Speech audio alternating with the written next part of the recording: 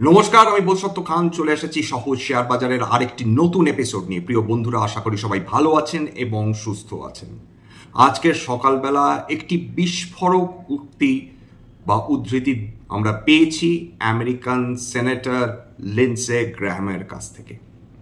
তিনি সরাসরি হুমকি দিয়েছেন, মানে এরকম হুমকি কোনো বন্ধু দেশকে দেয়া যেতে পারে কিনা সেটা নিয়ে বড় প্রশ্ন থেকে যাচ্ছে। চীনকে যদি আমেরিকা তার সবচেয়ে বড় শত্রু ধরে নেয়, যদিও চীন সবচেয়ে বড় শত্রু ইকোনমিক্যালি, কিন্তু প্রকৃতপক্ষে তাদের প্রকৃত লড়াই হচ্ছে রাশিয়ার সঙ্গে। রাশিয়ারকে যে করেই হোক ধ্বংস করে দেওয়া হচ্ছে আমেরিকার উদ্দেশ্য। একদম ক্লাসিক ক্যাপিটালিজম বনাম কমিউনিজমের একটি লড়াই বলা যেতে পারে, যদিও রাশিয়া এখন আরেকটি কমিউনিস্ট কান্ট্রি নয়, সেখানে চায়না একটি প্র্যাগম্যাটিক কমিউনিস্ট দেশ হিসাবে নিজের স্থান করে নিয়েছে। কিন্তু তথাপি আমাদের ক্ষেত্রে যেটা গুরুত্বপূর্ণ, চীনের সঙ্গে কি হচ্ছে সেটা নিয়ে আমাদের খুব একটা মাথা ব্যথার এই মুহূর্তের প্রয়োজন নেই। কিন্তু ভারত, সেই ভারত যে আমেরিকাকে বন্ধু বলে ভূষিত করেছে, সেই আমেরিকান সেনেটর, তার এত বড় স্পর্ধা, সে এই ধরনের অদ্ভুত উক্তি করছে, উদ্ধৃতি দিচ্ছে, বলছে যে ভারতের অর্থনীতিকে শেষ করে দেব, চীনের অর্থনীতিকে শেষ করে দেব। এত বড় স্পর্ধা তার যে সেটা বলতে পারছে। আজকে সেটা নিয়ে আলোচনা। প্রথম কথা হচ্ছে, এই ধরনের যে মন্তব্যগুলো, সেইগুলো আমেরিকার মানসিকতাকেই কিন্তু একদম স্পষ্ট করে দেয়। ভারত সম্বন্ধে তাদের কি ধারণা, চীন সম্বন্ধে তাদের কি ধারণা, গোটা বিশ্ব সম্বন্ধে তাদের কি ধারণা স্পষ্ট। এরকম একটি উদ্ধৃতি যদি কোনো আমেরিকান সেনেটরের কাছ থেকে পাওয়া যায়, তাহলে বন্ধু এবং শত্রুর মধ্যে এখন এই মুহূর্তে বিশ্বে পার্থক্য করার আর কোনো প্রয়োজন থাকছে না। নিটসের একটা বিখ্যাত উক্তি ছিল যে গড ইজ ডেড। প্রকৃতপক্ষে আমেরিকান সেই ধরনের উক্তিকে মেনেই চলছে, যা খুশি তাই করব, যেমন খুশিভাবে আমরা বিশ্বকে নিয়ন্ত্রণ করব, এবং তার জন্য যদি প্রয়োজন হয় সমস্ত শক্তি, অন্যান্য বিরোধী শক্তিগুলোকে ধ্বংস করব, প্রয়োজনে বন্ধুকেও ধ্বংস করব। ভারতের ক্ষেত্রে কি মন্তব্যটি তিনি করেছেন সেটা প্রথমে শুনে নেওয়া যাক। তিনি বলেছেন যে যদি স্ট্রেট অফ হরমুজ বন্ধ করে দেয়া যায়, তাহলে চীন এবং ভারত শেষ হয়ে যাবে। কেন স্ট্রেট অফ হরমুজ এত গুরুত্বপূর্ণ সেটা আপনারা ইরানের সঙ্গে ইসরায়েলের দ্বন্দ্বের সময় বুঝতে পেরে গিয়েছেন। কারণ সেক্ষেত্রে ইরান বলেছিল বা হুমকি দিয়েছিল যে তারা স্ট্রেট অফ হরমুজ বন্ধ করে দেবে যদি তাদের উপর আক্রমণ বন্ধ না হয়। তো এই স্ট্রেট অফ হরমুজ অত্যন্ত গুরুত্বপূর্ণ বিশ্বের সমস্ত অর্থনীতিগুলোর জন্য। সেখানে বিশ্বের মোট ব্যবহারযোগ্য যে তেল, সেই তার 20% তেল এই স্ট্রেট অফ হরমুজ তার মধ্যে দিয়ে কিন্তু বিভিন্ন দেশে যায়। এবং স্ট্রেট অফ হরমুজের একদিকে রয়েছে ইরান এবং অন্যদিকে সমস্ত গালফ কান্ট্রিজগুলো, তার মধ্যে রয়েছে ইরাক, রয়েছে তার মধ্যে ইউনাইটেড আরব এমিরেটস রয়েছে, বাহারিন রয়েছে, কাতার রয়েছে, সমস্ত দেশগুলো এবং সৌদি আরব। অর্থাৎ স্ট্রেট অফ হরমুজ বন্ধ করে দিলে কি হতে পারে সেই সম্বন্ধে তিনি একটি মন্তব্য তিনি করেছেন। সেটা কি বাস্তবে হবে সেটা সবচেয়ে বড় প্রশ্ন, এবং সেটা কি তার পক্ষে সম্ভব, অর্থাৎ আমেরিকার পক্ষে কি সম্ভব স্ট্রেট অফ হরমুজ বন্ধ করে দেওয়া। উক্তি কাকে বলে শুনেনি। লিন্ডসে গ্র্যাহাম কি বলেছেন, তিনি বলেছেন একদম কোট আনকোট, একটা টিভি সাক্ষাৎকারে তিনি এই কথাটি বলেছেন যে if you really wanted to destroy the Chinese economy and the Indian economy, you'd close the straits of Hormuz to oil shipments. তেল বন্ধ করে দাও। অর্থাৎ অয়েল পলিটিক্স চলছে। শুধু অয়েল পলিটিক্স না, সবচেয়ে বড় যেটা ব্যাপার দাঁড়িয়েছে যে ডোনাল্ড ট্রাম্প আসার পর থেকে এই ধরনের হুমকি চলছে। প্রথম কথা, সবচেয়ে বড় হুমকি ট্যারিফ, এবং লিন্ডসে গ্রাহামের কন্টিনিউয়াস যে মন্তব্যগুলো তিনি করে গিয়েছেন চাইনিজ ইকোনমি এবং ইন্ডিয়ান ইকোনমি সম্বন্ধে, সেখানে স্ট্রেট অফ হরমুজ একটি মাত্র পয়েন্ট। বাস্তবে চাইলে আমেরিকান নৌবাহিনী প্রকৃতপক্ষে স্ট্রেট অফ হরমুজ বন্ধ করে দিতে পারে, ঘটনা। কিন্তু তাহলে বিশ্বের গোটা ইকোনমি কোল্যাপস করবে, সর্বনাশ হবে, একের পর এক অর্থনীতি একেবারে সম্পূর্ণভাবে তছনছ হয়ে যাবে। এবং বলা হয় যে প্রতিবেশীর ঘরে আগুন লাগালে নিজের ঘরে আগুন লাগে, এবং বিশ্বের সমস্ত অর্থনীতি যদি তারা এরকম ধ্বংসের পথে যায়, আমেরিকান অর্থনীতি একইভাবে ধ্বংস হবে।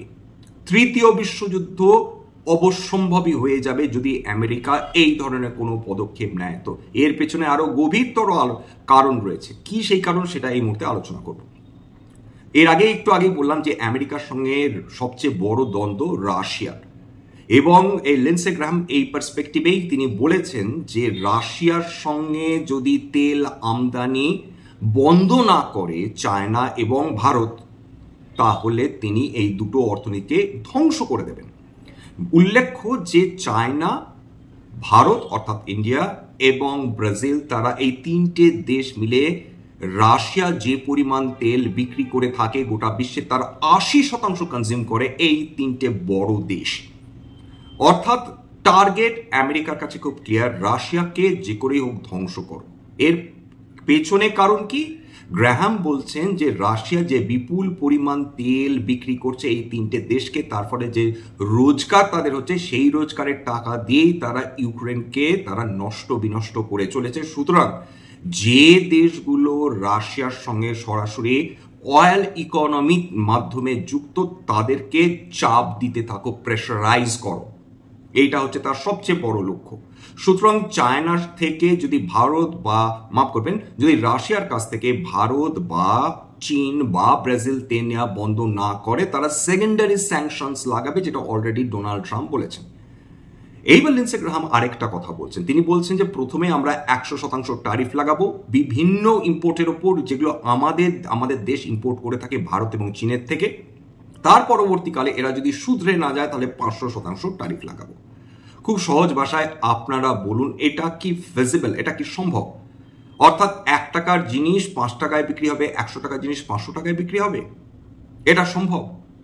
উত্তর হচ্ছে না, এটা সম্ভব না। ইনফ্যাক্ট 600 টাকায় এটা সম্ভব না, এটা অসম্ভব। একটা পর্যায়ে সমস্ত ওয়ার্ল্ড ট্রেড কোলাপস করে যাবে, সাপ্লাই চেইন ডিসরাপ্টেড হয়ে যাবে, এটা ইম্পসিবল। লিন্ডসে গ্রাহাম নিজে কি সেটা জানেন না? বিলক্ষণ জানেন, কিন্তু এটা প্রেশার ট্যাকটিক।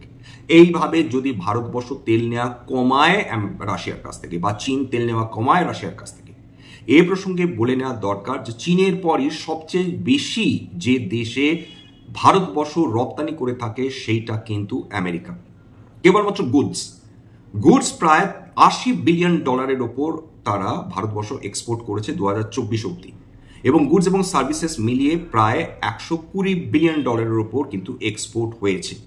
অর্থাৎ সেক্ষেত্রে ইনফরমেশন টেকনোলজি যেটা সার্ভিসেস প্রোভাইড করে তার মধ্যে ইনফরমেশন টেকনোলজিও রয়েছে। অর্থাৎ এই বিপুল পরিমাণ যে গুডস অ্যান্ড সার্ভিসেস আমরা এক্সপোর্ট করে থাকি আমেরিকা, তার উপর সরাসরি আঘাত করতে চাইছে আমেরিকা। ধরে যদি নিই, তর্কের খাতিরে যদি ধরে নিই যে সত্যি 100% ট্যারিফ বসে এই ধরনের ইনফরমেশন টেকনোলজি এবং গুডস এবং সার্ভিসেস সার্বিকভাবে, তাহলে আমেরিকার কি হবে? কারণ আমেরিকার মেজর সাপ্লায়ার কিন্তু চীন এবং ভারতবর্ষ, এবং এর কোনো অল্টারনেটিভ দেশ রয়েছে যারা এই স্কেলে কম খরচে তারা সমস্ত প্রোডাক্ট সাপ্লাই করতে পারবে আমেরিকাতে একই সময়ের মধ্যে? উত্তর হচ্ছে কোনোভাবেই সম্ভব নয়। ইউরোপীয় ইউনিয়নের সমস্ত দেশ মিলিয়েও এতটা ক্ষমতা নেই যা চীন এবং ভারতবর্ষের রয়েছে, যার মাধ্যমে তারা এতগুলো প্রোডাক্টস একসঙ্গে আমেরিকাতে এক্সপোর্ট করতে পারে। এছাড়া ভারতবর্ষের যে এক্সপোর্টসগুলো রয়েছে আমেরিকাতে সেটা নিয়ে আলোচনা করব। সেখানে দেখলে আপনারা বুঝতে পারবেন যে ভারতবর্ষর যে এক্সপোর্টসগুলো রয়েছে আমেরিকাতে সেইগুলো ছাড়া, কয়েকটি বাদ দিলে সেইগুলো ছাড়া আমেরিকা চলবে না। তার মধ্যে একটি অবশ্যই রয়েছে ফার্মা, ওষুধ, এবং 2 নম্বর হচ্ছে ইনফরমেশন টেকনোলজি। যদি ইনফরমেশন টেকনোলজি ভারতবর্ষের কাছ থেকে নিতে রিফিউজ করে সেক্ষেত্রে তাদের নিজেদেরকেই এই কাজ করতে হবে 1 নম্বর। নতুবা অল্টারনেটিভ রয়েছে চায়না, তাদের কাছ থেকে নিতে হবে, যেটা আমেরিকা তো ডেফিনেটলি কোনোভাবেই চায় না। আমেরিকা চীনকে যে করেই হোক তারা শেষ করে দিতে চায়, তারা কোনো ধরনের বড় কম্পিটিটর রাখতে চায় না, সেই জন্যই তাদের এত রাগ। এছাড়া লিন্ডসে গ্রাহাম জানেন যে ব্রিক্স যে গ্রুপটা হয়ে দাঁড়িয়েছে তারা সিরিয়াসলি আমেরিকার অর্থনীতিকে আন্ডারমাইন করতে পারে, তাদের ডলারকে সম্পূর্ণভাবে ধ্বংস করে দিতে পারে যদি ব্রিক্স নেশনরা নিজেদের কারেন্সি তৈরি করে তো। এবং আপনারা দেখেছেন যে আমেরিকার এই দাদাগিরির ফলে ব্রিক্স নেশনগুলো অতিষ্ঠ হয়ে গেছে, বহু নতুন নতুন দেশ যোগদান করছে এবং করছে কারণ তারা আমেরিকান দাদাগিরি আর জাস্ট নিতে পারছে না। সেই জায়গাটায় দাঁড়িয়ে লিন্ডসে গ্রাহামের এই বক্তব্য কোথাও না কোথাও ভীষণ কিন্তু হট এয়ার হিসাবে ট্রিট করছেন বিশেষজ্ঞরা। বলছেন যে উনি যা বলছেন সেটা কেবলমাত্র হুমকি, এটা বাস্তবায়িত প্রথম কথা কংগ্রেসই করতে দেবে না। মানে তাদের লোয়ার হাউস এবং আপার হাউস আমেরিকা তারা কিন্তু পার্টিশন, অর্থাৎ কিছু লোক তারা এই ধরনের বিল, অর্থাৎ যেখানে এই ট্যারিফ বসাবার বক্তব্যটা রয়েছে, 1 নম্বর। 2 নম্বর হচ্ছে যারা রাশিয়াকে এক ঘরে করতে চায় এবং রাশিয়াকে এক ঘরে করার জন্য তারা রাশিয়ার বিরুদ্ধে একটা বিল নিয়ে আসতে চাইছেন, যে বিলের দ্বারা বলিয়ান হয়ে তারা রাশিয়ার উপর সমস্ত ধরনের স্যাংশন ইম্পোজ করবেন এবং যে দেশগুলো রাশিয়ার সঙ্গে বিজনেস করছে সেই দেশগুলোর উপর হেভি ট্যারিফ বসাবেন। বাস্তবপক্ষে ভেবে দেখুন যে ভারতবর্ষ এবং চীনের অর্থনীতি আমেরিকা কি শেষ করে দিতে পারে, এই আশঙ্কা সবার মধ্যে রয়েছে। প্রথম কথা, যদি আমেরিকা প্রকৃত অর্থে 100% ট্যারিফ বসাবে না, তাদের পক্ষে সম্ভব নয় এত বড় রিস্ক নেওয়া। সেক্ষেত্রে ভারত ক্ষতিগ্রস্ত হবে, বিলক্ষণ ক্ষতিগ্রস্ত হবে। তাদের অধিকাংশ এক্সপোর্ট বন্ধ হয়ে যাবে। এক্সপোর্ট রিলেটেড যে কোম্পানিজগুলো রয়েছে সেগুলো সিভিয়ারলি ক্ষতিগ্রস্ত হবে। এক্সপোর্টের সঙ্গে জড়িত যে শ্রমিকরা রয়েছেন তারা কাজ হারাবেন। কয়েকশো বিলিয়ন ডলারের আমাদের ক্ষতি হবে। আমরা কি শেষ হব? উত্তর হচ্ছে না। কেন? কারণ ভারতবর্ষ বিশ্বের 7ম সবচেয়ে বড় দেশ, বিশ্বের 4র্থ লার্জেস্ট ইকোনমি, তার হিউজ ইন্টারনাল মার্কেট রয়েছে, যে মার্কেটের উপর নির্ভর করে ভারতবর্ষ এর আগে বহু স্যাংশন সহ্য করেছে। মনে রাখবেন যে আমেরিকা এই প্রথমবার ভারতবর্ষের উপর স্যাংশন বসাবার হুমকি দেয়নি, এর আগে প্রকৃত অর্থে বহুবার স্যাংশন বসিয়েছে। কি হয়েছে? ভারতবর্ষের কিচ্ছুটি হয়নি।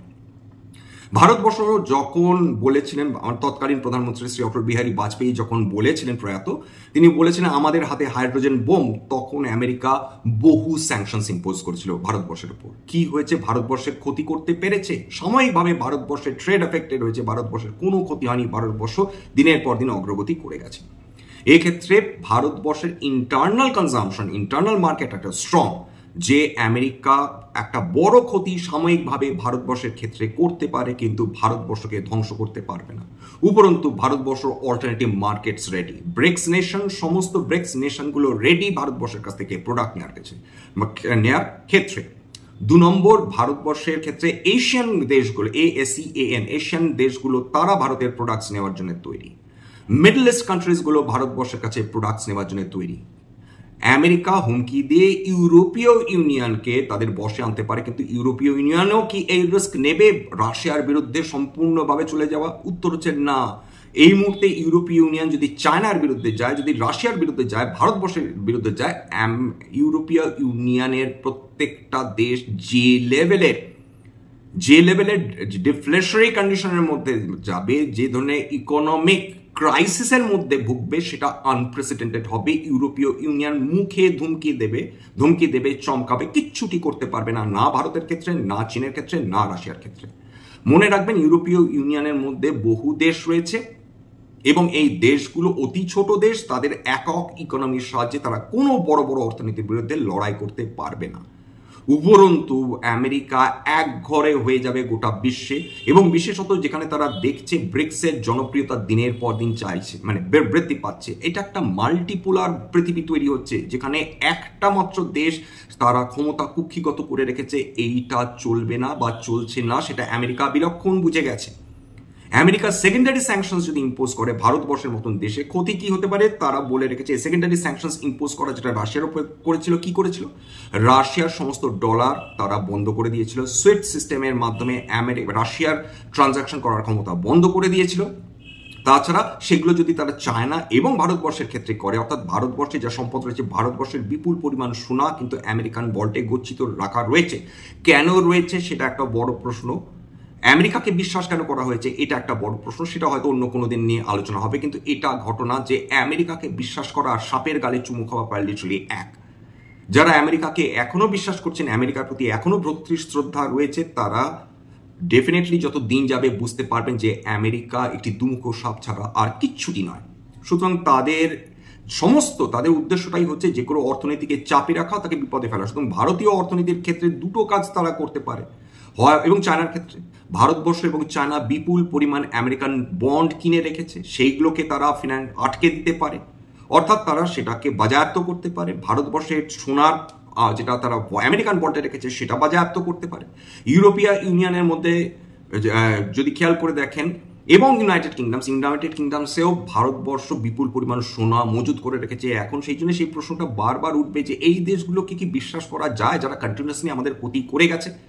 আমাদের নিজের দেশে সোনা কি নিজেদের দেশে ফিরিয়ে আনা উচিত না? এই প্রশ্নটা সব সময় আমাদের এখন বিদ্ধ করতে থাকবে। হয়তো সময় এসেছে আমাদের নিজেদের অ্যাসেট নিজেদের দেশে ফিরিয়ে আনা, কারণ কিছুদিন পর আমেরিকার, তবে একটা পজিটিভ দিক বলে নি, না চীন রাশিয়ার সঙ্গে তাদের ট্রেড বন্ধ করেছে, না ভারতবর্ষ রাশিয়ার কাছ থেকে তেল কেনা বন্ধ করেছে। কোভিড পরবর্তী সময়ের যাবতীয় হুমকি সত্ত্বেও ভারতবর্ষ রাশিয়ার কাছ থেকে বিপুল পরিমাণ তেল কেনা, কেবলমাত্র তেল কেনা যে চালিয়েছে তা নয়, তেল কেনা বৃদ্ধি করেছে। এই মুহূর্তে ভারতবর্ষে আমদানি করা মোট তেলের 40% আসে রাশিয়ার থেকে। অর্থাৎ রাশিয়ার ডিসকাউন্টেড রেটে বিশ্বের আন্তর্জাতিক বাজারে যা তেলের দাম তার থেকে একটা ডিসকাউন্টেড রেটে রাশিয়া তার উরাল গ্রেড তেল, ভারতবর্ষ অতি উৎকৃষ্ট মানের তেল, সেটা ভারতবর্ষকে বিক্রি করে থাকে। এবং ইভেন মে মাসে ভারতবর্ষ রাশিয়া থেকে তেল আমদানি বৃদ্ধি করেছে। অর্থাৎ আমেরিকা চমকেছে ধমকেছে, ভারতবর্ষ সেই কথা শোনেনি। ভারতবর্ষ এই ক্ষেত্রে এটাও বলে নেওয়া প্রয়োজন যে যদি মনে করেন ভারতবর্ষ ইরানের কাছ থেকে তেল কেনা বন্ধ করেছে, উত্তর হচ্ছে না, ভারতবর্ষ অবশ্যই ইরানের কাছ থেকে তেল কিনছে, কিন্তু সেটা সরাসরি বিশ্বের সামনে প্রকাশ করছে না। সবাই জানে, সবাই বোঝে, কিন্তু কেউ এই ব্যাপারে কোনো বক্তব্য রাখবে না। তারা কেবলমাত্র হুমকি দেবে, কারণ তাদের হাতে কোনো উপায় নেই। এইবার চলে আসি যে তার মানে খুব সংক্ষেপে যদি আমরা দেখি গোটা ব্যাপারটা, আমেরিকা চীনের ওপর কোনো ধরনের এই নিষেধাজ্ঞা বা সেকেন্ডারি স্যাংশনস হলে আরেকটা যেটা সমস্যা হবে ভারতবর্ষের ক্ষেত্রে, যে সমস্ত ভিসা দেওয়া বন্ধ করে দেবে, ফিনান্সিয়াল অ্যাসেটসগুলো বাজেয়াপ্ত করবে, এবং আমাদের সেক্ষেত্রে যেটা প্রবলেম হবে সেটা হচ্ছে আমাদের টাকা দুর্বল হবে, ডলার শক্তিশালী হবে, আমাদের ইনফ্লেশন বৃদ্ধি হবে। আমরা এই জিনিসগুলো আমাদের নেগোশিয়েট করতে হবে যদি প্রকৃত অর্থে এরকম হয়। আবার বলছি, এরকম হওয়া লিটারালি সম্ভব নয়, ইকোনমিকে ডিস্ট্রয় করা সম্ভব না, বিশেষ করে ভারতবর্ষ এবং চীনের মতন বড় ইকোনমি। কারণ সেক্ষেত্রে ভারতবর্ষ কি ছেড়ে দেবে বা চীন কি ছেড়ে দেবে? রিটালিয়েটরি ট্যারিফ বসাবে। ওয়ার্ল্ড ট্রেড অর্গানাইজেশনের ভারতবর্ষ অলরেডি আমেরিকান স্টিলের উপর রিটালিয়েটরি ট্যারিফ বসিয়ে দিয়েছে। সুতরাং লিন্ডসে গ্রাহামের মতন এই ধরনের নিও কনজারভেশনালিস্ট এবং যদি বলেন যে এই ধরনের মানে মানুষ যারা অ্যাগ্রেসিভলি, যারা আমেরিকার যে স্বার্থকে তারা শোকেস করার চেষ্টা করছে, তারা ভুলে যাচ্ছে যে অর্থনীতি এখন আর আইসোলেটেড নয়। একটা অর্থনীতির সঙ্গে আরেকটা অর্থনীতি এখন একটা রক্তের সম্পর্ক হয়ে গেছে। একটা অর্থনীতি কোল্যাপস করলে অন্যান্য অর্থনীতি সঙ্গে সঙ্গে কোল্যাপস করতে শুরু করবে, এটা মাথায় রাখতে হবে। এবার চলে আসি সামান্য যে ভারতবর্ষের ক্ষেত্রে মেজর যে আমরা গুডসগুলো এক্সপোর্ট করে থাকি। এই মুহূর্তে এই প্রসঙ্গে বলে নিই যে ভারতবর্ষের মোর অর লেস 17.73% আমরা যে এক্সপোর্ট মূল যে রপ্তানি করে থাকি গোটা বিশ্বে, তার 17.73% আমেরিকাতে আমরা এক্সপোর্ট করে থাকি। সিগনিফিকেন্ট, অস্বীকার করে লাভ নেই। এবং সেটা এর মধ্যে রয়েছে ইঞ্জিনিয়ারিং গুডস সবচেয়ে বেশি $17.6 বিলিয়ন। এর মধ্যে আইটি কিন্তু আমরা রাখছি না, কারণ সেটা আমরা শুধু গুডস নিয়ে আলোচনা করছি। ইঞ্জিনিয়ারিং গুডসের মধ্যে মেশিনারি রয়েছে, ইন্ডাস্ট্রিয়াল ইকুইপমেন্টস রয়েছে, অটোমেটিভ পার্টস রয়েছে, ইলেকট্রিক্যাল মেশিনারিজ রয়েছে। 2 নম্বর জেমস অ্যান্ড জুয়েলারি $9.9 বিলিয়ন। সেখানে প্রাইমারিলি আমরা ডায়মন্ডস মানে ভ্যালুয়েবল স্টোনস সেগুলো আমরা রপ্তানি করে থাকি। লাক্সারি গুডস সেটা হিসাবে সেখানে ট্রেডেড হয়। 3 নম্বর ইলেকট্রনিক গুডস $10 বিলিয়ন। সেখানে ভারতে তৈরি অ্যাপেল তৈরি করে, সেখানে তারপর আমেরিকাতে রপ্তানি করে। সেই জন্য অ্যাপেলের যারা তিনি তিনি সিইও টিম কুকের এগেনস্টে লাগাতার হুমকি দিয়ে যাচ্ছেন ডোনাল্ড ট্রাম্প, ভারতবর্ষে তৈরি করো না, ভারতবর্ষে তৈরি করো না, আমেরিকাতে ফিরে এসো। এর মধ্যে রয়েছে মোবাইল রয়েছে, ল্যাপটপ রয়েছে, অন্যান্য ইলেকট্রিক্যাল ডিভাইসেস রয়েছে। 4 নম্বর ফার্মাসিউটিক্যালস, ড্রাগ ফর্মুলেশনস রয়েছে, বায়োলজিক্যালস রয়েছে $8.72 বিলিয়ন। এবং জেনারিক মেডিসিন এবং মেডিকেল অ্যাপ্লায়েন্সেস আমরা ইউএসকে সাপ্লাই করে থাকি। আমেরিকা কি অ্যাফোর্ড করতে পারবে? খুব সহজ ভাষায় যদি এই ধরনের কাজ তারা করে, আমেরিকার যে হেলথ সিস্টেম সেটা কোল্যাপস করবে, একদম সোজা ভাষায় কোল্যাপস করবে। আমেরিকার যে হেলথ সিস্টেম এমনিতে এতটাই এক্সপেন্সিভ যে মানুষজন সেখানে ভোগেন, এই সুতরাং তাদের সবসময় হেলথ ইন্স্যুরেন্সের সঙ্গে নিয়ে পকেটে করে সেটা চলতে হয়। এইবার পেট্রোলিয়াম প্রোডাক্টস, যে কারণে আমেরিকার এত রাগ। আমেরিকার বক্তব্য, তোমরা আমাদের কাছ থেকে তেল কেনো, আমাদের কাছ থেকে তেল কেনো, যেটা বারবার ডোনাল্ড ট্রাম্প বলে চলছেন। এবং সেখানে আমরা তেল আমেরিকার কাছ থেকে কেনা কিছুটা কিনছি, কিন্তু বেশি আমরা রপ্তানি করছি। অর্থাৎ রাশিয়ার কাছ থেকে তেল কিনছি কম দামে, সেটাকে শোধন করছি, আবার আমেরিকাতে গিয়ে সেটা বিক্রি করছি। সেইটা আমরা $5.83 বিলিয়ন আমরা পেট্রোলিয়াম প্রোডাক্টস আমরা সেখানে বিক্রি করি। এর মধ্যে পেট্রোল রয়েছে, ডিজেল রয়েছে, জেট ফুয়েল রয়েছে। আমেরিকাকে আমরা তেল বিক্রি করছি। শুনতে অদ্ভুত লাগছে, এটাই হচ্ছে অর্থনীতি, এটাই হচ্ছে বিজনেস বা কমার্স। আমেরিকা না হাত পা বাঁধা হয়ে গেছে।